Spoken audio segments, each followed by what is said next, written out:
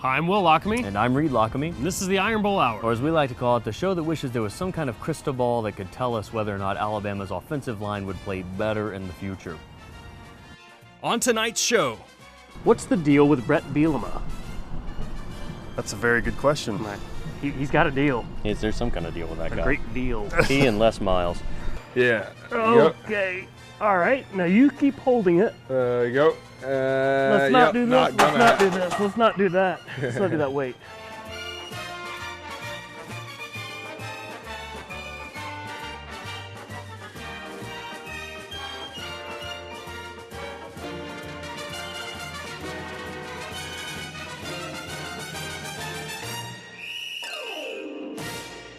Reed, it's time for another Agree to Disagree. This is, of course, where a topic comes up and we have to disagree about it no matter how we actually feel. Yeah, this show wouldn't be interesting if we always just agreed, Will, so contractually we are obligated to disagree on these topics no matter what our true beliefs are. In an effort to combat the hurry-up, no-huddle offense, some teams have opted to cheat by having players fake injuries to slow down the tempo of the game. Should the NCAA step in with specific rules against this type of behavior?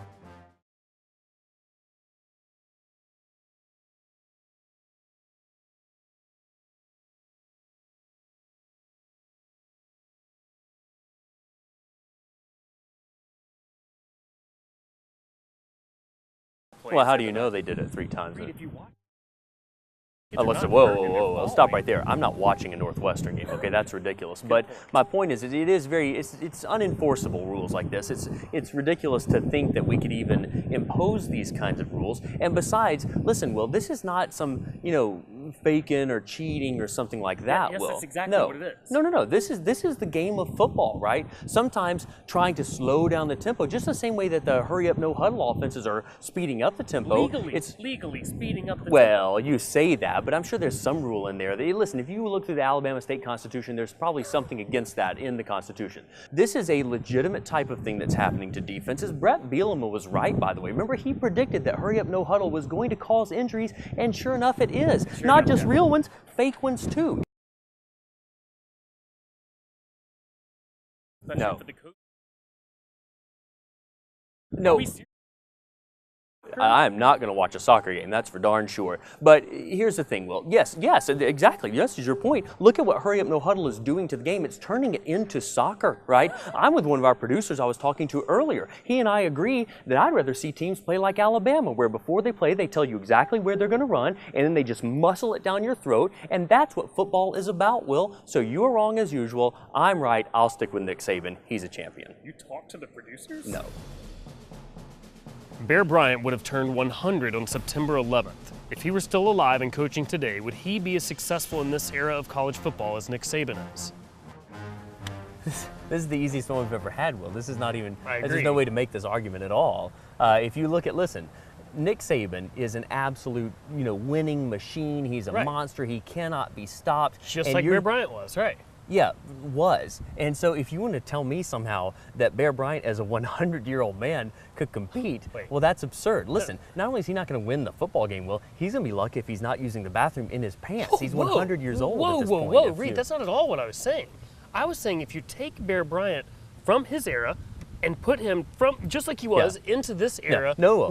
That is not what you were saying. What you said, specifically is that if he were still alive and coaching today, would he be competitive in this era? And listen, Will, let's think about this. Some of these night games start at 6:30. A lot of the ESPN games start at 6:30. Bear Bryant would have been in bed for an hour and a half by that time. So how in the world can he win the football game if he's in bed? It's a ludicrous argument. No, Bear Bryant from his. Ow. What happened? What happened? Are Nothing, you okay? I was just faking. Go ahead. What were you saying? Bear Bryant from his era, Reed, of course now would be just as dominant. He won national championship after national championship. Yeah, like 20 or so, I think. Nick Saban's doing that right now, but who knows if that can continue on. Look how they looked last week. Yeah, listen, but he wouldn't, listen, even as bad as Alabama looked against Virginia Tech, and they looked bad, very mediocre, it was ridiculous, right? Apart from those special teams touchdowns, they basically lose the game. But even as bad as they looked, if you got a 100-year-old man on the other side of the field, Will, he's not going to know which way to look to be looking at the field. He's 100 years old. God bless him, Will. It's not his fault that he's that old, but you can't be competitive in this day and age. He's going to go into people's homes and recruit. I think he would smell bad. He'd be like eating all the hard candy in the house. A 100-year-old cannot compete in this sort sort of environment, Will, it's a ridiculous argument. You lose. I've never seen anyone as confused as you are at this moment. Maybe Oh, a 100-year-old as confused Bear as a Bryant. 100-year-old man? Right, exactly. You just helped me make my point. Thank you very much. Write your question more carefully next time, Will. We have a week to prepare for these TV shows, and it's on you that you didn't do your due diligence. Gotcha. In the meantime, Reed, let's head to D1 and train as if we were going into the NFL. Let's train for the combine. I hope we don't have to lift heavy things. We will.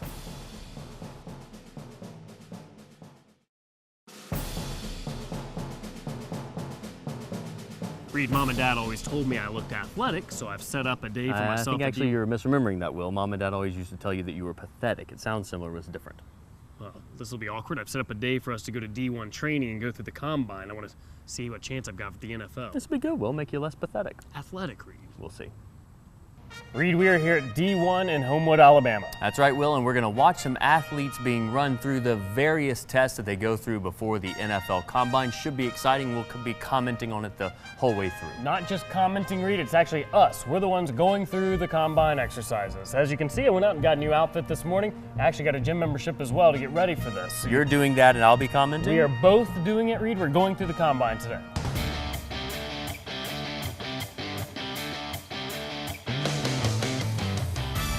Okay, so now I'm officially in my competition outfit, and we are here with DJ Taylor, who is a trainer and coach here at D1 training in Homewood. He's a guy who gets guys ready for the NFL Combine. He's going to run us through the routine today. It probably is going to be pretty embarrassing. I think it's going to be pretty awesome. I still got a few years left in me, and we're going to see how I do with the NFL. See how you do what? In the NFL, going for the NFL. Watching the NFL? Playing in the NFL. DJ, where do we start? All right, let's start with a warm-up. Let's roll. Yep. Nice and easy. Put your hips through. There you go. Okay. Try and keep the movements as fluid as you can. This is a good workout. Yeah, we're almost done, I guess, with the whole... The NFL Combine is an event for college football players to showcase their abilities in front of coaches to evaluate the upcoming prospects' skills and talents. Up first, the 40-yard dash. You're all the way through. Keep it going. Keep it going. Oh, get here. Going. I feel like that was pretty good. Maybe, I don't know exactly because I didn't have a timer. How did we do on the 40?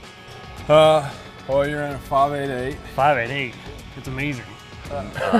So I went running back, linebacker. What are we thinking here with that? More so interior lineman. Interior lineman. So, Offensive, yeah. really? Or fan. I'm thinking of something like. so like that. Terrence Cody. Is that something he'd ride in like a 5'8"? He'd probably run faster than that, probably closer to 5'2". I'm assuming I was probably in the 7-second range. What was my time on the 40? Actually, got him by a little bit, 5.64. But that doesn't even make sense. I'm wearing a tie. All right, well, Maybe we should run it head to head. maybe so, because I think there's probably something wrong with the clock. So let's do that. All right, I'll say stand up, and I'll say go.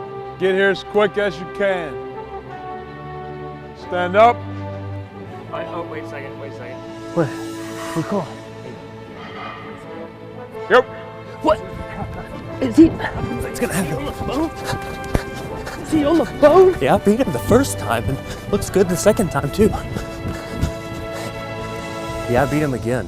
Yeah, it's he's pretty slow.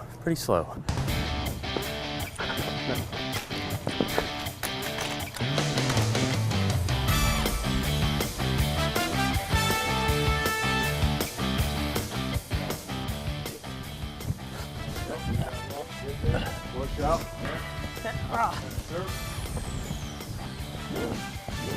I feel like his cleats made a big difference there. Yeah, but you still got it. I got him? What? Yep. How is that even All the possible? way.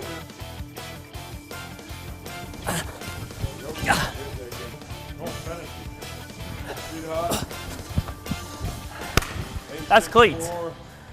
Okay, DJ, so where are we now? What are we doing here? We're at the broad jump. Well, now, I don't want to be critical, but I think nowadays you should call it the female jump. This is sort of an outdated term you're using. Yeah, we're at the broad jump. Okay, here we go. There you go, stick it.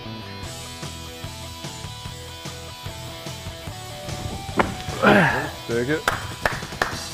Nope, 6'5". Okay, well, hang on. I think I. 22.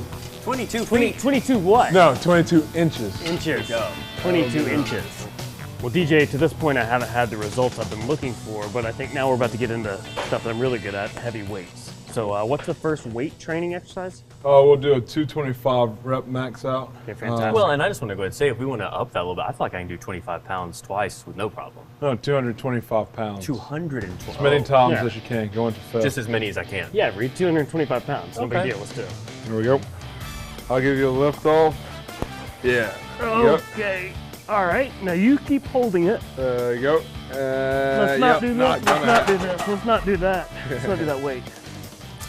So, Will, that was, you set a record of 0 for the 225. Well, 225 is a lot of weight, Reed. You didn't even try it. I was the sacrificial lamb there. Well, I guess we need to compete on the same playing field, so if you can't do 225, then there's no reason for me to try that. What are you taking us down to, Will? 95 pounds. Let's try it with 95 pounds. Okay, that sounds good. Maybe we're going out for the CFO instead. Yep, knock them out as quick as you can. Oh, fast? 1, 2, pull it down, press it up. All the way to your chest, doesn't count. Come on, keep going. There you go. 3, there you go. 4, 2. There you go. And push, there you go.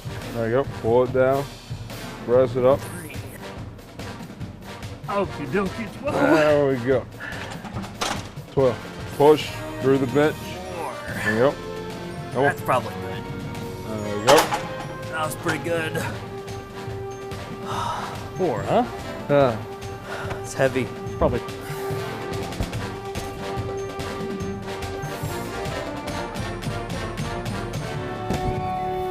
Well, DJ, I guess my first day of training here at D1 for the Combine didn't go as well as I'd hoped. I still beat Reed. Well, no, wait a with second.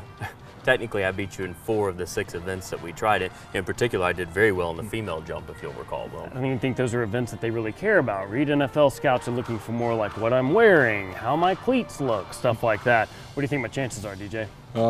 Probably slim to none. Slim. I like that. So you're saying the Jacksonville Jaguars. More none. Jacksonville Jaguars. Well, DJ, thanks for nothing. Well, that workout was a pretty serious deal. As a matter of fact, I got injured pretty bad. How bad? No, not really, I was just faking, but I'm just saying. Makes sense. Up next, somebody who's not a faker, former Auburn Tiger, Neil Caudle.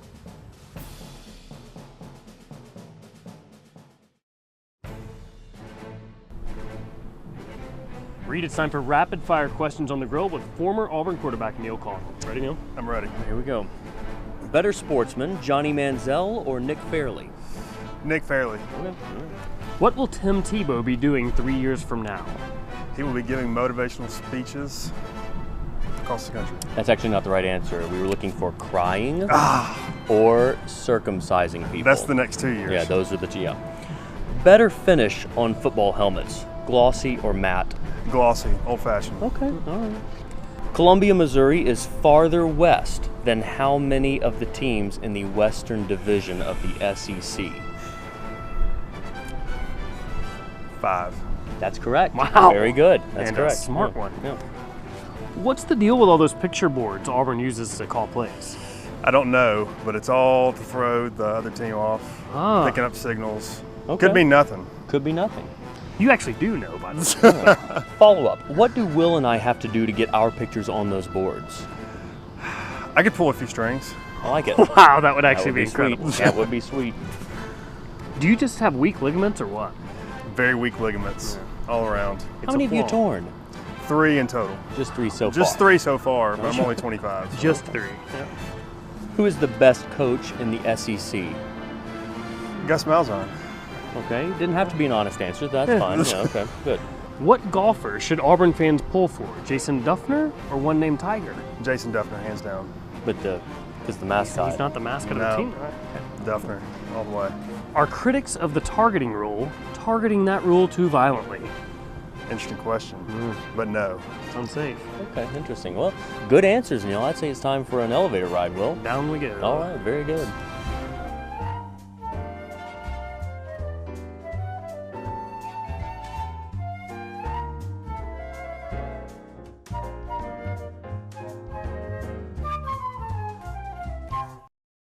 We're still hanging out with former Auburn Tiger quarterback Neil Caudle. Neil, I just need to start out by asking what everybody wants to know is what's it like to be such a highly recruited player and come in, and then for injuries and whatever, and Cam Newton's and whatever other reason to never start?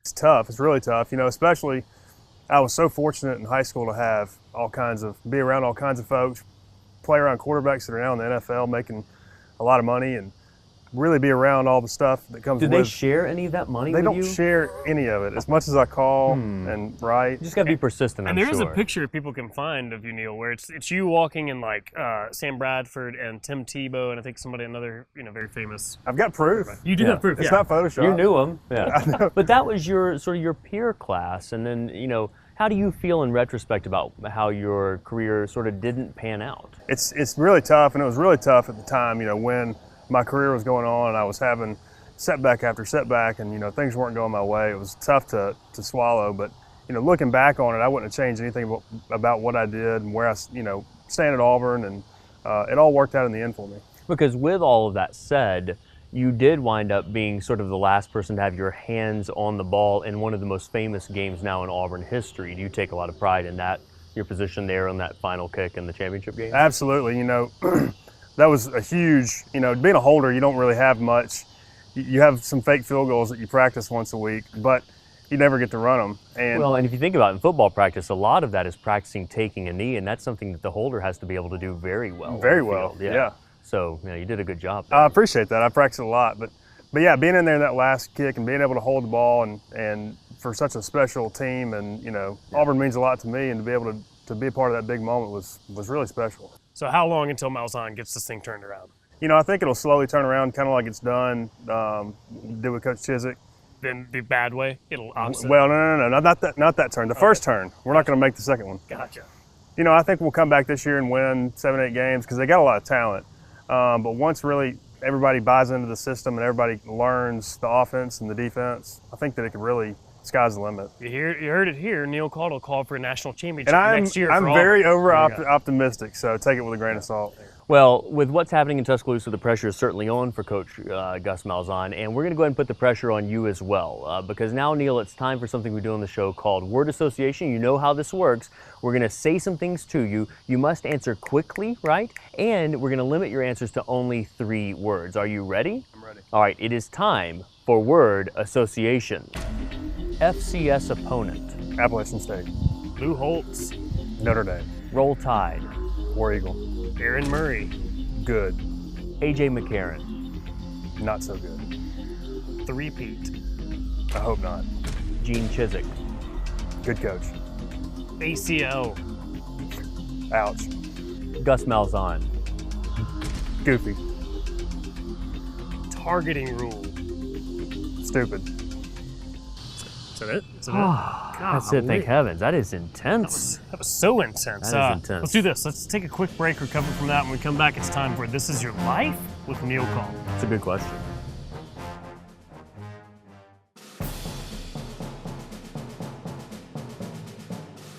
Welcome back to the Iron Bowl Hour. I'm Will, that's Reed, and that's Neil. Neil, what about Nick Marshall? He's supposed to be fantastic, but clearly some of those throws hit the back scoreboard the other day. Is he seeing people on the field that we're not seeing? Maybe he does. I don't know. Maybe he's got a sixth sense. Maybe it's dead people. Was he just Maybe nervous? that's people. What makes You know- a quarterback do that? I think it really was. I think it was his first big game, Division I quarterback, and I think there was a little bit of nerves. And he's only been running the offense for 4 weeks, just for the fall camp. So maybe that's part of it. He's not in sync with everybody. At the end of the season, how do people look back on this season for him? Nick Marshall, great quarterback or disappointment? I think great quarterback. I mean, I watched him in fall practice, and he looked great. He's a great runner. He can throw the ball well. He has a huge arm, but he was just a little off Saturday. How difficult is that offense to pick up? It's really tough, especially when you got Coach Malzahn. You can see him on the sidelines barking the whole time. It's tough. It's a lot of pressure, but it's really complicated too. But I think he'll pick it up. Yeah, so many trick plays. Yeah. Tough So to learn all those, so tricky. Yeah. Okay. Now, Neil, we have two producers, one who's a fantastic researcher and the other who's just a flat-out liar, basically. Their names are Rob and Gray. So we want to go now and ask you some questions they've come up with and test and see how they're doing there. It's called This Is Your Life. All right, fact one. You tell us if this is accurate or not. You became an MTV star as a starting quarterback out of Hoover, Alabama. That is false. But partly true because you were an MTV star, right? I was a reality star in some form or fashion. Just in reality. Just in reality. Well, Some 2 days? no, well, I did have a brief appearance on 2 days, so that's kind of a claim to fame. You are from Hoover. I am from Hoover, but I was actually not on 2 days. But I did have a show on ESPN2. Your researchers missed that one. No kidding. Wow, okay, How about good that? enough, all right. You learn something every, this is your life. This is my There life. we go. One a day. All right, go ahead, that's fine. It's a vitamin show. You have no taste in music and are a Jimmy Buffett fan. Absolutely true. And, Nailed it. And able to admit it. Nailed it. Okay, next fact. Gus Malzahn once offered you a coaching position, but you turned him down. That is true. I did have a chance to coach for him, but just wanted to do something else. All right, sounds good. Now he's tossing newspapers. Yeah, there you go. Worked out well for me. Yeah. Your favorite food is your mom's meatloaf, which you dip in a mixture of ketchup and maple syrup. Yep. Not only do I dip the meatloaf in it, but the mashed potatoes and peas as well. Just everything in a mixture of ketchup and maple syrup. It's that good. So what is your life expectancy? 40. 40. Yeah, that's on the high side. You did a good job on that, Neil. Thank you. Not too shabby. And now we know which producer to get rid of. Yeah, no doubt about it. It's all the time we have for this episode of the Iron Bowl Hour. I'm Will Lockamy. I'm Reed Lockamy. Roll Eagle Reed. And War Tide, Will. Don't forget to follow us and interact with us via Twitter, Instagram, and Facebook, all at the Iron Bowl Hour. You can also come see our radio show, Oh Brother Radio, every Thursday, live from Iron City from 7 to 9 p.m. on Birmingham Mountain Radio. All right, Will, now let's get out of here. My quilting group is meeting in 30 minutes. Promotional consideration provided by Express Helicopters at the Birmingham International Airport, specializing in charters, tours, news, and events.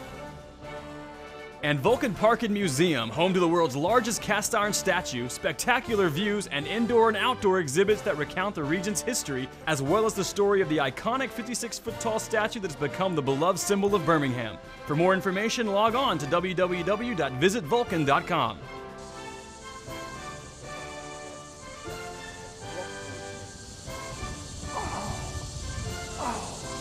Dude, you need to get that checked out. No, I don't. I'm fine. Oh. What are you doing? I'm trying to make the show last longer. Ow. Okay, I'm fine. Good job, guys.